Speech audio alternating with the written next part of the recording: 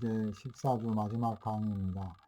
오늘 언약의 이제 그 마지막 부분을 강의하고, 이 강의가 간단하게 이제 마무리가 되면 제가 어제 동탄에서 화성시 목회자들, 또 화성시와 연합해서 그 특별 3.1절 특별 특강이 있었습니다. 그래서 여러분들이 시간이 되시면 제가 이렇게 강의한 그 내용, 특별히 칼빈의 관점에서 본 그런 역병, 또 한국교회의 문제와 또 3.1운동 극복이라는 그런 주제로 특강을 했는데 한 17분 정도 강의입니다. 여러분들이 시간 되시면 보시면 좋을 것 같습니다. 오늘 이제 마지막으로 이 강의를 이제 하고 이제 그 요약 종합적인 것들을 이제 정리하고 마치려고 하는데요. 오늘은 이제 그 그리스도와 은혜 언약의 관계에 대해서 이제 살펴보겠습니다. 그 은혜 언약은 은혜죠. 은혜는 예수님이죠. 그래서 은혜 언약에서는 예수님이 꼭 함께 하셔야 은혜 언약이 될 수가 있습니다.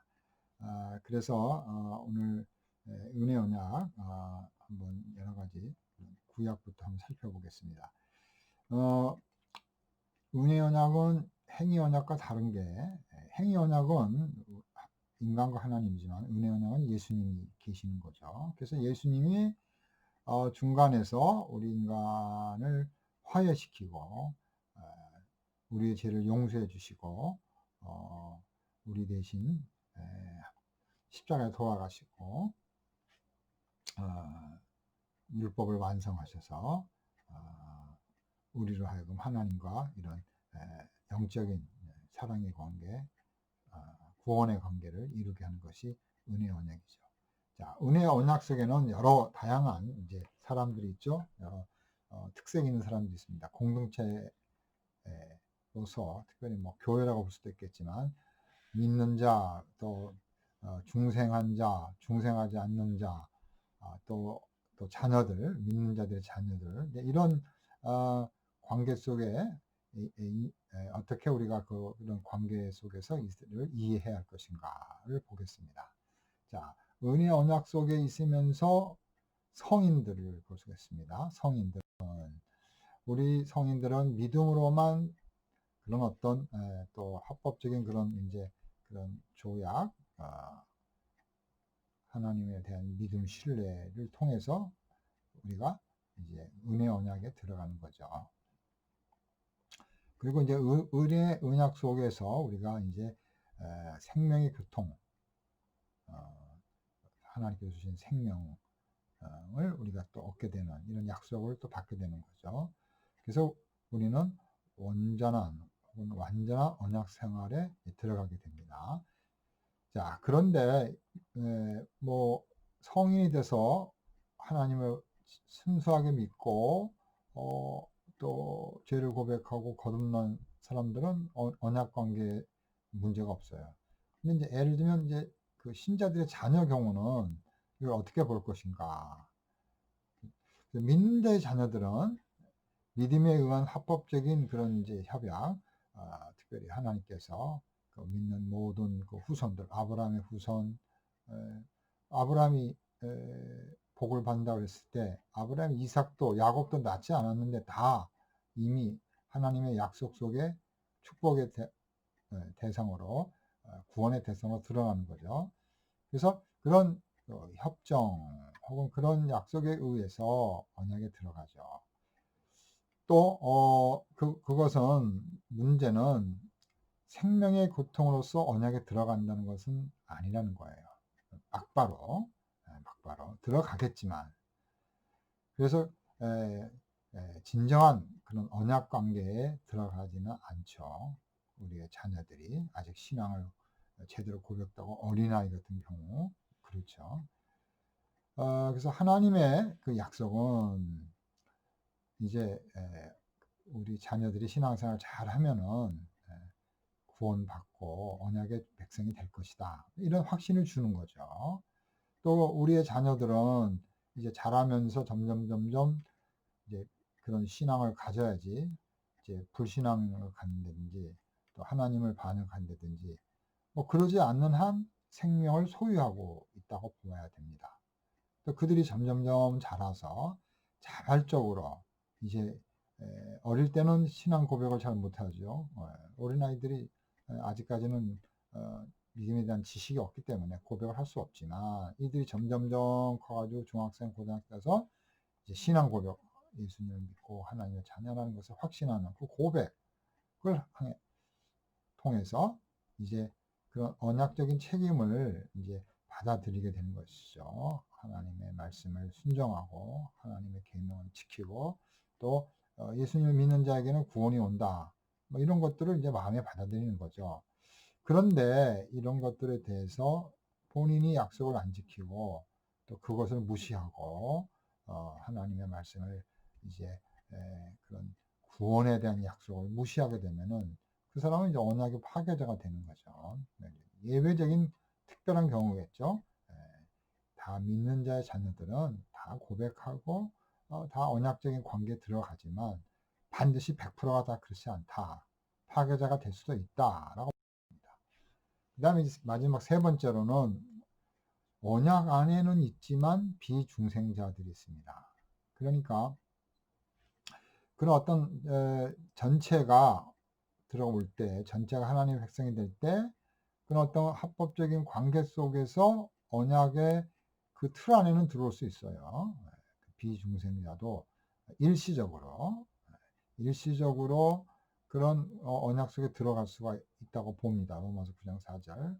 또 그들은 언약의 자녀들로 인정되며 또 그 요구에 복종하며 언약의 직무도 분담을 받는 거죠. 하죠. 또 그들은 세례를 받고 또 성령의 특별한 역사까지 참여도 해요. 여기까지는 이제 우리가 잘 모르는 거죠. 이렇게 하면은 언약 백성이구나, 참으로 구원받았구나 이렇게 아는데 문제는 이런 이제 사람들이 반드시 회개하고 믿음을 가져야 되는 거죠. 이런 의무가 있어야 돼요. 이게 없으면 이제 문제가 되는 거죠. 회개하지 않고 믿음이 없는 사람들. 만약에 이렇게 회개하고 하나님의 말씀에 순종하고 복종 언약을 따르고 말씀에 순종해야 되는데 그렇게 그걸 받아들이지 않는다면 그 사람들은 언약의 파괴자가 된다고 볼 수가 있는 겁니다. 그러니까 하나님의 약속, 하나님의 말씀을 그대로 받아들이지 않고 그거를 버리는 경우 뭐 교회 공동체에 들어올 수 있고 심지어 이스라엘의 공동체에 들어올 수 있고 모세가 율법을 받아서 하나님의 백성이 되어서 하나님의 공동체에 들어올 수 있는데 이 사람이 이제 거듭나지가 않은 거예요. 완전히 거듭나지 않고 하나님의 말씀을 무시하고 배반하고 하나님의 구원 주시겠다 하는 것을 완전히 무시한 그런 파괴자가 될 때는 이건 이제 문제가 되는 거죠. 언약 관계에 있는 사람이 아니죠. 언약 관계를 파괴한 사람이 되는 거죠. 자, 이제 마지막으로 이제 시대별로 언약에 대한 개념을 살펴보겠습니다. 우리가 창세기 3장 15절 원시 시대의 그 언약, 노아 시대의 언약, 아브라함 시대의 언약, 시내산의 언약, 또 이제 예수님 오신 후에 새로운 언약 이렇게 네 가지로 살펴보겠습니다. 우리가 창세기 15장에서 하나님께서 말씀하신 그거는 뭐냐면 원시 복음이라고 부릅니다. 원시 복음. 선악과를 따먹은 다음에 하나님께서 은혜를 주시는 거죠. 거기에 보면은 뱀의 후손을 여인의 후손이 이제 밟아버리겠다라고 말을 하고 있죠. 그래서 그 후손, 그 언약의 후손인데 바로 여인의 후손, 바로 예수 그리스도의 그런 혈통의 후손에 대한 그런 약속을 하시는 거죠. 그래서 이것은 이제 그 원복음이라고 그러는데 정식적인 언약 관계가 아니라는 거죠. 언약의 형식이 좀 부족하다는 겁니다. 자, 그 다음에 이제 노아의 언약이 있습니다. 노아도 하나님께서 이제 일반 은총에 대한 언약을 하시죠. 그래서 이거 보통 일반 은총의 언약이라고 부릅니다. 또 은혜의 언약도 관련이 되어 있죠. 그래서 하나님의 선물, 열매. 그래서 참 자연적이고 또 그런 현세적인 축복을, 이게 이제 일반 은총이죠. 보증하는 것이 노아의 그런 언약이죠. 노아 시대 언약. 자, 이제 아브라함의 언약에 와서는 상당히 하나님과 깊은 관계가 형성이 되는데, 하나님 아브라함과 한 언약은 뭡니까? 형식이 분명합니다. 그래서 이 언약은 구약의 특수한 통치의 시작이죠. 하나님이 이제 아브라함의 아버지가 되고 백성이 되고 참 임재하시면서 참 하나님의 왕으로서 통치하는 이런 특별한 관계가 되는 거죠. 그리고 또 아브라함과 그 후손에게 하나님이 약속하셨으니까 그게 적용이 되는 거죠. 그런데 특별히 이제 그 믿음은 있어야 되는 거죠. 하나님을 믿지 않고 불신앙하는 사람은 언약을 파괴하는 거죠. 또 할례는 언약의 증거가 되는 거죠. 할례. 남자들에게 받는 이 할례가 하나님께서 언약의 증거로 실행하도록 하셨습니다. 자, 이 다음에 이제 좀 더 이제 발전이 되는데 시내산 언약이 있습니다. 이제 그 율법을 주는 거죠. 아브라함에 맺은 언약과 이제 거의 같아요. 그런데 이제 뭐가 이제 달랐냐면 이스라엘 전체와 맺은 언약이라는 거죠. 여기 아브라함은 개인과의 맺은 언약이지만 민족의 아버지가 되겠다 이렇게 하셨지만 개인과 모세를 통해서 율법을 가지고 이스라엘 전체 민족과 맺은 언약입니다. 국가적인 언약이죠. 그래서 또 율법을 잘 지켜야 되는 거예요. 그러나 그럼에도 불구하고 율법으로 구원받고 율법의 행위로 언약 관계가 완성되는 건 아니죠. 율법이라는 것은 우리의 죄를 깨닫게 하는 거고, 또 율법은 구원을 줄 수가 없기 때문에 그리스도에게로 우리를 인도하여 바로 그리스도께 가서 우리가 죄인인 것을 고백하고, 오직 구원은 그리스도, 즉 율법이라는 것은 그리스도께로 손잡고 이끌어가는 로마시대 때 부잣집의 아이들은 이 모학 선생이 손을 잡고 학교에 데리고 왔어요. 바로 그리스도라는 학교로 이끌어주는 것이 율법이라는 거죠. 그래서 이제 새로운 언약을 보겠습니다. 새로운 언약인 것은 이제 신약에 예수님께서 이제 구약에도 이렇게 예시가 돼 있죠. 새 언약을 주신다고 말씀하셨습니다. 에레미야도 구약과 신약의 언약이 본질적으로는 동일합니다. 신약의 언약은 이런 이제 특별하게 이런 민족에 대한 게 아니죠. 뭐 이스라엘 유대인을 위한 그런 언약이 아니죠. 그래서 유대인이나 헬라인이나 이방인이나 다 모두가 하나님의 언약 백성이 될 수가 있는 거죠. 그래서 그 축복, 그 언약을 통한 축복이 모든 백성에게 확장이 되는 거죠. 그래서 그걸 우주적이다, 보편적인 언약이다 이렇게 볼 수가 있습니다. 그래서 좀 더 영적이고 하나님에 대한 축복이 영적이고, 또 세례와 성찬은 구약의 바로 구약의 성례를 대신하게 되는 겁니다. 자, 이렇게 그 신약의 세례와 성찬은 구약에 있는 할례와 유월절을 대신하게 되는 거죠. 자, 이렇게 이제 신약에서 예수님께서 이제 새로운 언약, 또 예수님께서 서로 사랑하라 라는 또 사랑의 언약, 또 예수님께서 이제 죽으시면서 이제 포도주로 이렇게 세우신 그 언약, 이 모든 것들이 이제 새 언약인데 본질적으로는 구약과 같죠. 그러니까 결국 구약에서 언약을 주는 것은 핵심이 예수님이죠.